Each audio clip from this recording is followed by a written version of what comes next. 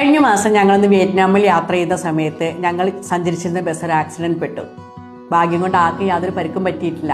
പക്ഷെ നമ്മളൊക്കെ വിദേശ രാജ്യങ്ങളിൽ പോകുന്ന സമയത്ത് അസുഖമോ അപകടമോ വന്നാല് അവിടുത്തെ ഹോസ്പിറ്റൽ ബില്ല് എത്രയാവുമെന്ന് നമുക്ക് ഊഹിക്കാൻ പോലും പറ്റില്ല. അതുപോലെ തന്നെയാണ് നമ്മളിപ്പോൾ ഈ ഇടയ്ക്കൊക്കെ മൈക്രോസോഫ്റ്റ് ഇഷ്യൂ പോലുള്ള കാര്യങ്ങൾ കൊണ്ട് കണ്ടു എയർപോർട്ടിൽ ഒരുപാട് സമയം, ചിലപ്പോൾ ദിവസങ്ങളോളം തന്നെ താമസിക്കേണ്ടത് ഒരവസ്ഥ വരും. അപ്പോൾ ഹോട്ടൽ റൂമൊക്കെ എടുക്കുന്നതിന് വലിയ എമൗണ്ട് തന്നെ വരാറുണ്ട് അല്ലേ.